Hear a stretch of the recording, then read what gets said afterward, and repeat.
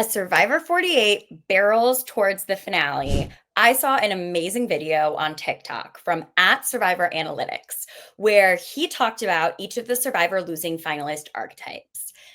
In the video, he described 6 different archetypes and he gave examples of losing games where these players fit into these archetypes. The first one is the one-dimensional athlete. This person has a great resume in terms of challenges, but did little to nothing socially.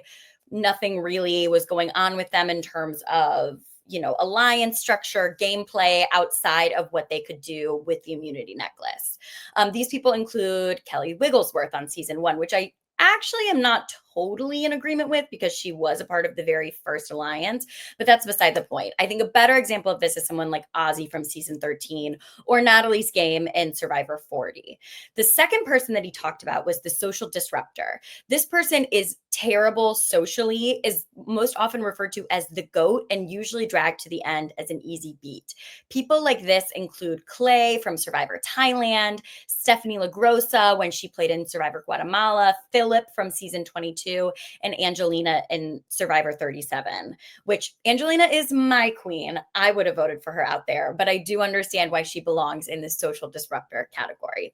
Number 3 that he discussed was the underappreciated strategic partner. This is somebody who works in the dominant power structure and has legitimate agency and a say in what's going on, but they're usually overshadowed by their more exciting counterpart. People like Stephen Fishback on Token Jeans, people like Hannah Shapiro in Millennials versus Gen X.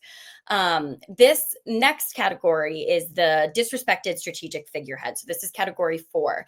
This is somebody who dominates the game strategically, but everybody hates them in the end. And they usually vote for the person sitting next to them as a sort of FU to them. Russell, both times he was in the end. Boston Rob, Coach in Survivor 23. Those are those types of games.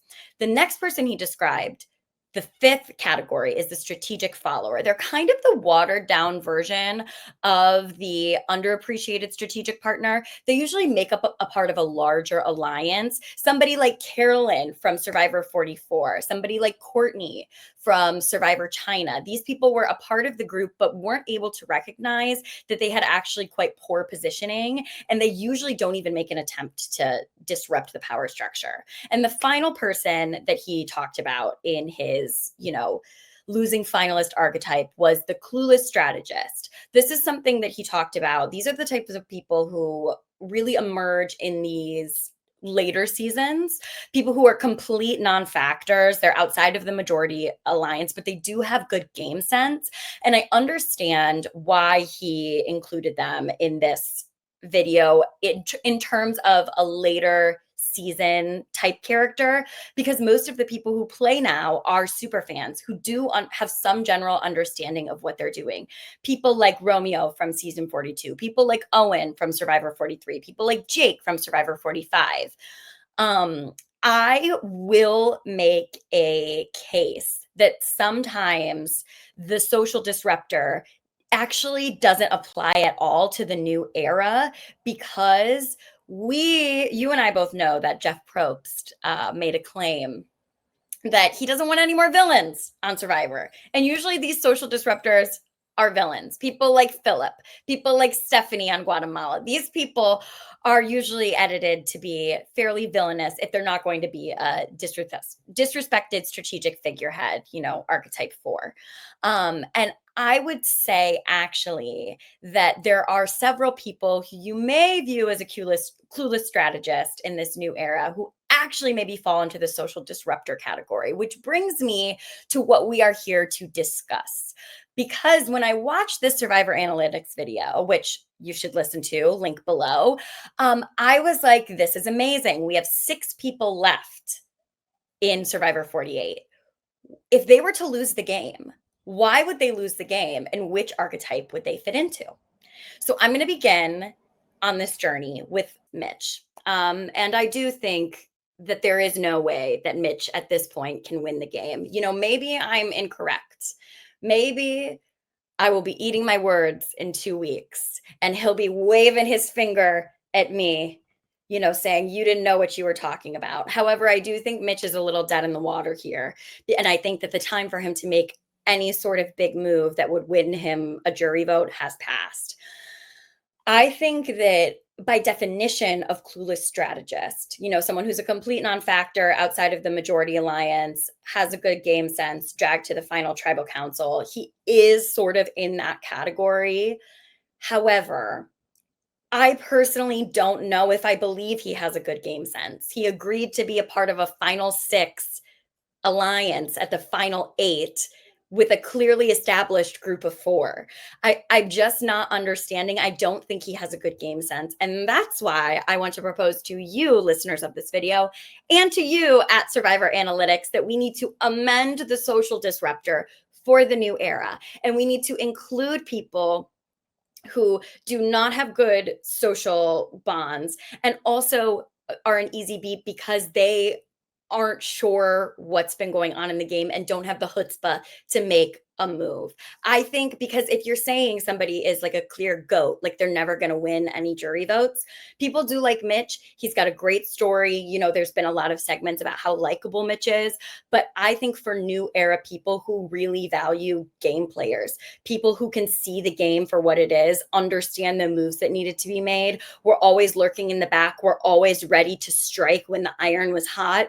Mitch just does not have that killer instinct in that way. So I'm going to make an argument and an addendum that Mitch should be in the type 2 category as the survivor goat of the season. Shaheen's game has been completely linked to Joe and his starting tribe from the start. I see him, if he is on a losing finalist in Survivor 48, I see him as the number 5 architect, the strategic follower. He is absolutely not the number 1 to the clear pairs in the season, Kyle and Camila and Joe and Eva. He is absolutely a part of the larger group, and he's the watered down version of the number 2. He's the number 3 at best if you're looking at his alliances. And he in this episode, we got a hint that maybe he recognizes his poor positioning. However, what did we get in this last tribal council? A whole lot of nothing. I'm not sure that he actually recognizes that his position is such that people will not ascribe any of the moves that he currently thinks he had strong agency over to him. I think that he probably will end up in that Courtney spot, in that Laurel spot, going into tribal council, thinking that he's going to get credit and leaving being like, wow, they do not credit me for anything on this season. Joe. If Joe were to be a losing finalist in Survivor 48, I believe it would be for one reason and one reason only, and it's that people are pissed at him. We saw in this last tribal council Dave needed to assert his dominance and, in fact, stand and look spooky with a look in his eye and his big buff arms out, I think in an attempt to intimidate Joe. He's pissing people off so much that they are doing things like standing up in a jury booth. I think that there is a chance that Joe is not viewed this way by the rest of the jury, but I do feel like he could end up as archetype number 4, the disrespected strategic figurehead, somebody who has burned bridges and is unwilling and unable to admit his faults. We saw him in some of the earlier episodes when he's going back and forth with David, being like, I didn't lie. How dare you say that I lie? And I could see him being a bit confrontational at a final tribal council and being unwilling to own his own mistakes, unwilling to, say, I did do that. I'm really sorry, but it was what was best for my game. I had to get you out. I'm not sure he's going to be able to do that. And I do think that that may rub some people the wrong way. Eva. If Eva is going to be a losing finalist of Survivor 48, I think it's because she will be the number 3 archetype, the underappreciated strategic partner. So Eva is clearly Joe's number 1. She's got all the gadgets. She's got all the gizmos. She's got them all aplenty. She's got who's its and what's its galore. She's got all of these tricks up her sleeve that she hasn't had to use up until this point. However, I'm not sure that the people out there really see that she's the one driving the gameplay. Joe is such a strong presence, both around the camp in the challenges, she may see herself as an equal to Joe, but I'm not sure that her tribe mates will see her that way. And I think that if she's sitting next to Joe in a final tribal council, she's either going to lose to him because they are all going to vote for him because they see her as the underappreciated strategic partner. But I also think that what could happen to her is if Joe is seen as the disrespected strategic figurehead, if people don't want to vote for Joe, they may not want to vote for Eva either because they view them as a pair. This happened to Parvati on Heroes versus Villains. People didn't vote for her because they thought she was attached to Russell, who they were so pissed off at. So they went for the third choice, which was Sandra, the one who hadn't worked in that power structure. And if they're angry enough at Joe as the head of that power structure, they may not reward her either. But either way, if she loses, it's going to be because of her connection to Joe and the way that she is the underappreciated sort of strategic person within their pair. Camila. I want to talk about Camila because I do unfortunately feel as though Camila falls in that clueless strategist category. However, the show has not edited her to be clueless. These people that usually fall into this category are sort of the folks like Owen, who, they're Charlie Brown with the football, where they think they're going to get something going and then it doesn't work out. Camila has been edited within the show and has been presented to us as somebody who is capable. She's great at puzzles. She won immunity last week. She's got this secret alliance with Kyle that they apparently seem to be doing absolutely nothing about, but that's, beside the case. But these are the type of people who have good game sense, but they aren't really able to do anything with it because of their strategic positioning. In my personal opinion, I think Camila lost the game last week when she didn't convince Kyle to flip on that vote against Joe at the final 8. If she had used her agency and used her connection with him there, I think that she would be in a much better position right now and she would actually be my front runner to win the game. And I do think that maybe that contributes to the clueless strategist aspect of it because there were opportunities for her to assert her dominance and assert her power and use the connections that she made, and she wouldn't push to do it. So I think that if Camila is in that final tribal council and she's sitting next to a Shaheen or she's sitting next to a Joe, there's no way that she doesn't fall into that clueless strategist category just because she's been outside of that main power structure this whole time. Kyle. I struggled with Kyle a bit more here because I do feel like Kyle's game is really sort of in flux right now. I think these next 2 episodes, obviously we're going to be going to the finale, but so we're going to find out what happens with him. But I think that I could see these next 2 episodes, Kyle being in a completely different position at the final tribal council than he is currently. I think he could end up, if he does flip on Joe and Eva, I do think he could end up as a disrespected strategic figurehead. I think that they could convince people to maybe vote against him. But I also think that he could win from that position because people like David, people like Mary, who are really upset at those people, will be like, yeah, he took them down. So I do think he could end up a disrespected strategic figurehead. I think if he's sitting next to Joe and Eva, he ends up a strategic follower. He ends up in the same boat as Shaheen. I don't think anybody's going to be voting for him over them because he let them drive the game. Yes, he let them keep Camila, but if Camila's not there, or he got them to keep Camila, but if Camila's not there in that final tribal council, what exactly has he done?